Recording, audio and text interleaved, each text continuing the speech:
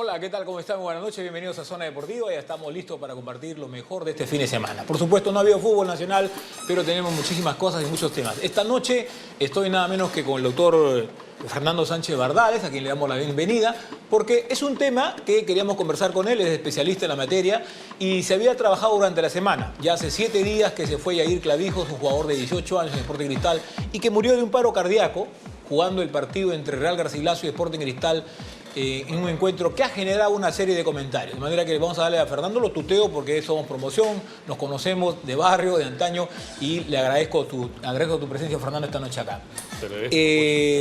Empezamos con lo que dijo la gente, los médicos, el médico legal de Cusco, donde dice edema cerebral con herniación de amígdalas cerebelosas y una cardiopatía hipertrófica, cuya causa fue una patología cardíaca. Un poco para que tú nos ilustres, para que el televidente tenga una idea. Y se habla también de una enfermedad congénita. Un poquito para que nos expliques, Fernando. Perfecto. Bien, ante todo, agradecerte la invitación, Pocho. Es un placer en este tema que ha despertado cierta polémica en varios aspectos. Me uno a las condolencias a la familia Clavijo, ¿no? Y como siempre eres directo, estás yendo al grano, al diagnóstico, ¿no? Esta información con respecto al diagnóstico quiere decir de que el joven Clavijo ha traído una cardiopatía de nacimiento hipertrófica. No es lo mismo una hipertrofia del corazón fisiológica que podríamos tener en nuestra gente de altura, que el músculo es óptimo en la altura, es óptimo con este aumento de volumen. Es una hipertrofia muscular, como cualquier deportista la podría tener en los músculos periféricos, también lo podría tener en el corazón. Y es óptimo, no es el caso. El caso de este joven, de acuerdo a lo que me acabo de enterar, es de primera mano, y felicito la precisión con que ustedes obtienen la información, es una cardiopatía hipertrófica, que es una causa de muerte súbita, y esto trae en el paciente, la persona que lo ha sufrido, un músculo alterado de nacimiento. No es un músculo óptimo para funcionar como un músculo fisiológicamente ejercitado. O sea, ha nacido con un tipo de cardiopatía congénita, ¿no? Como hay muchas, ¿no?, que han propiciado muerte súbita. E incluso está definido.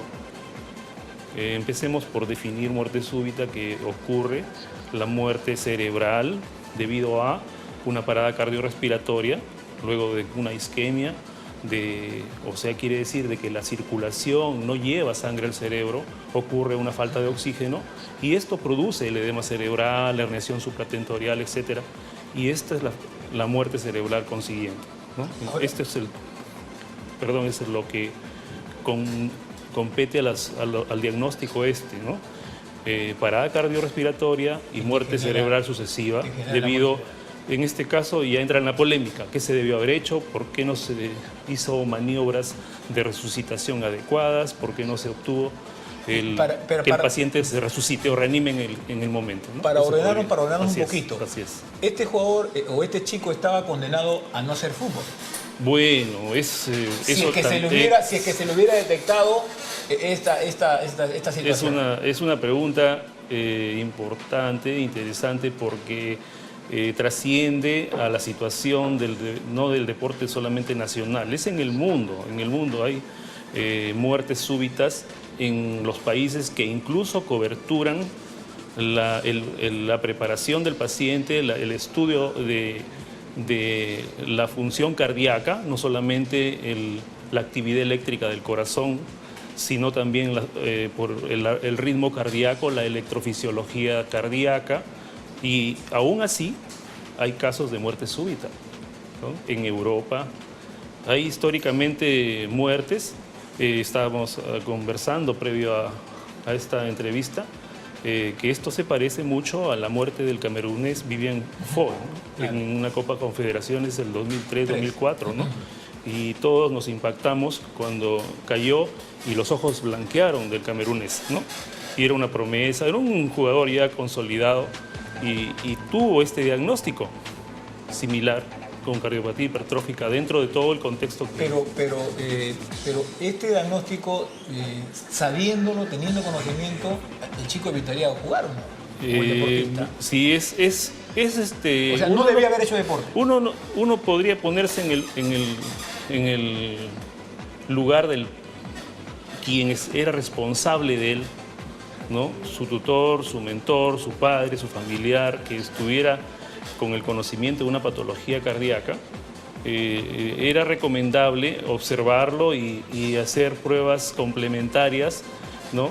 Porque la muerte final no es un paciente que va a infartar como comúnmente se piensa, ¿no?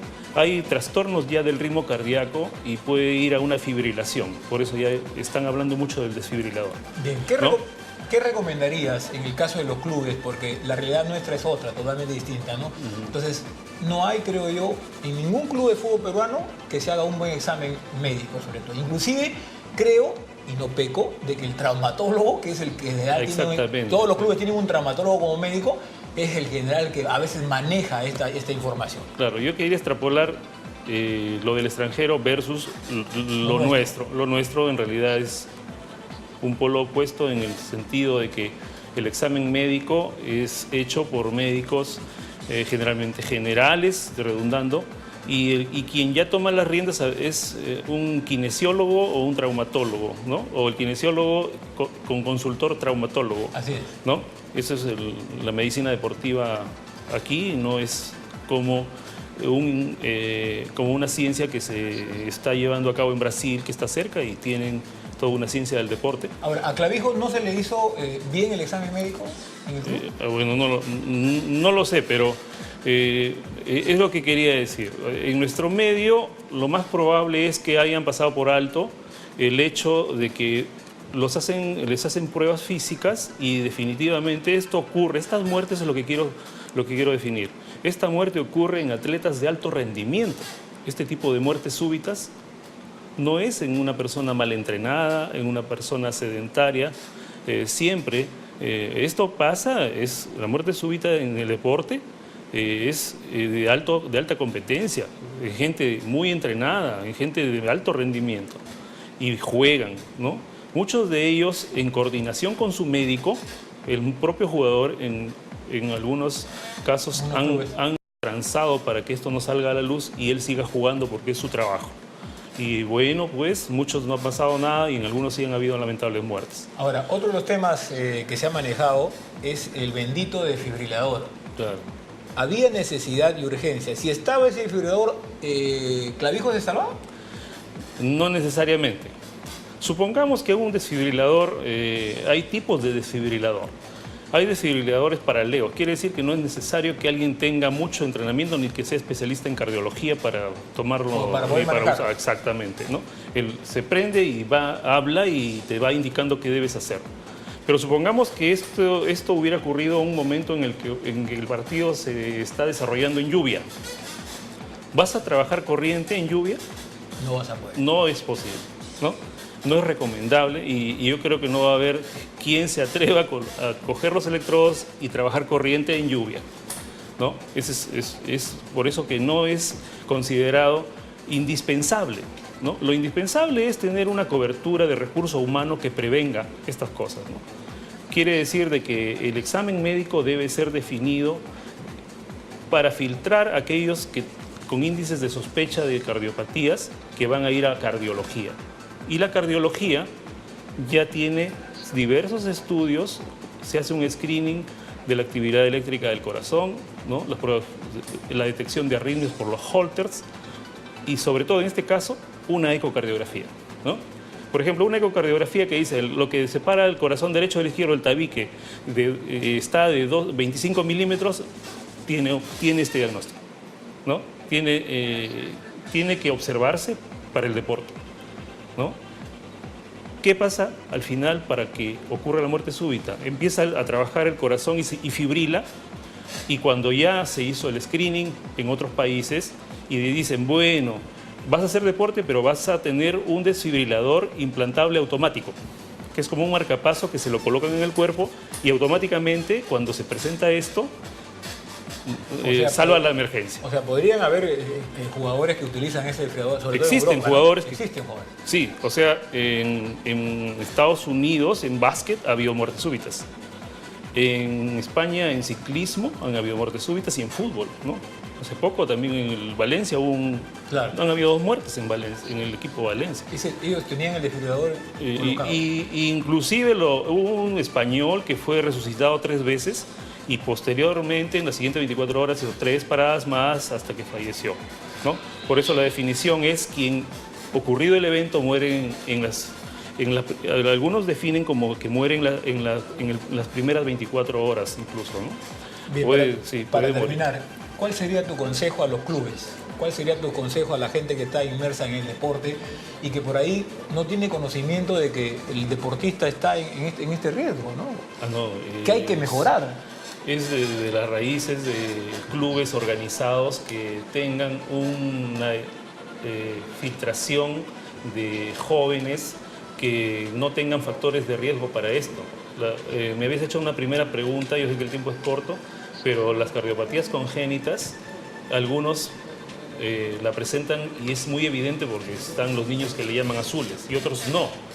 Y estos que no lo tienen en nuestro medio crecen, ¿no? Crecen con esta cardiopatía congénita y es una causa de muerte súbita, ¿no? Y nunca se hicieron estudios. No hay un estudio para hacer la primaria, la secundaria, o sí se está haciendo en algunas universidades un estudio, un análisis, un examen médico previo. La recomendación para los clubes es que estrecha comunicación con el mentor, el padre y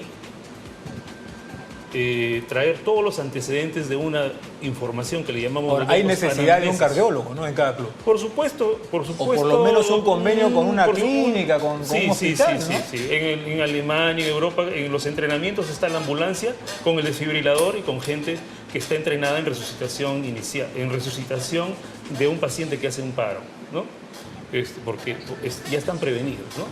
Entonces los clubes deben tener una especie de, supongamos, un sistema nacional de emergencias que involucre la resucitación de un deportista, sea de mediano o alto rendimiento, ¿no? Una ambulancia que debería estar inmediatamente en el centro de donde se hace el entrenamiento para hacer y con todo lo necesario, ¿no? Claro, no como acá que aparentemente figura la ambulancia y... No, acá entra un carrito y luego quien lo ve, como tú dijiste, es generalmente el traumatólogo. Pero si hizo un paro cardiorrespiratorio o tuvo un problema, una malformación vascular cerebral donde hace una apoplejía, que es una especie de muerte cerebral fulminante inmediata por la rotura de un aneurisma, ¿qué hace el traumatólogo? ¿No? Entonces, en conclusión, al final, todo esto es prevención, coordinación con entidades del Estado que puedan apoyar, ¿no? En eventos deportivos, sobre todo el llegar a tiempo y ser oportuna la resucitación inicial. Ahora, esta resucitación o reanimación debe ser difundida. No hay excepción de gente que está involucrada con el deporte que no sepa hacer una resucitación de un paciente, de una persona que hace un paro, ¿no? Debe hacer... ¿Cómo tratar? Claro, la vía ¿Cómo aérea. ¿Cómo actuar inmediatamente? Permeabilizar la vía aérea, darle la respiración boca a boca, da 2 insuflaciones y puede hacer 15 o 30 compresiones en el tórax, pero tiene que estar entrenado, ¿no? Tiene que estar entrenado con el talón de la mano, no en el abdomen, sino en el tercio inferior del esternón, y hacer una compresión puede hacer entre 80 a 100 por minuto. Y qué bueno sería si toda la gente que tiene cuidado en un club... Exactamente, una difusión... Aprende, sabe, ¿no? Claro, una difusión de unos primeros auxilios en el aspecto cardiorrespiratorio. Eso salvaría muchas vidas, en primer lugar.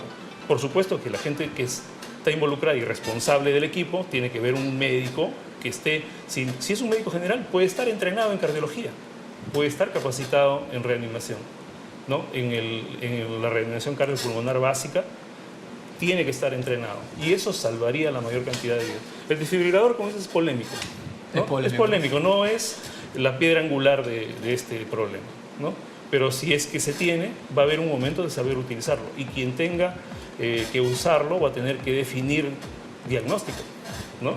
Para decir, bueno, pues yo no necesito desfibrilador, sino cardioversión eléctrica, que es, mira, un tema bien complejo. Totalmente. O sea, son temas de especialistas que no van a poder ser implantados en nuestro medio. Bueno, ya te tomo la palabra, habrá otro tiempo para conversar, Por inclusive supuesto, para que tú nos hagas una muestra, por supuesto. ¿no? Una demostración de cómo se deben manejar estos Podría momentos. realizarse, ¿no? claro, Así todo es. esto Fernando, como muchas pequeño taller. Oye, gracias, Muy bien, muchas gracias. muy bien, Muchas gracias Carlos. por esta Muy noche. bien, Muy bien. Pocho. Ahí estábamos Agradezco. entonces con el doctor Fernando Sánchez Bardales, que nos acompañó para hablar sobre este tema que fue todo un polémico, se ha generado toda una polémica, ¿no? Hoy ya sabemos, el desfibrilador no es la piedra angular, lo dijo Fernando. Hay otras cosas que por ahí se tejen, pero lo importante es la prevención y trabajar a conciencia. Los clubes, por favor, pues, ¿no? Un médico cardiólogo, no llevarse solamente el traumatólogo, que no digo, no tengo nada contra los traumatólogos, pero por lo general todos los clubes tienen solamente un médico traumatólogo, nada más, ¿no? Y sería bueno también de que la Federación Peruana de Fútbol, la asociación, todos se pongan las pilas. Que haya servido la muerte de Yair Clavijos para cambiar muchas cosas en el fútbol nacional.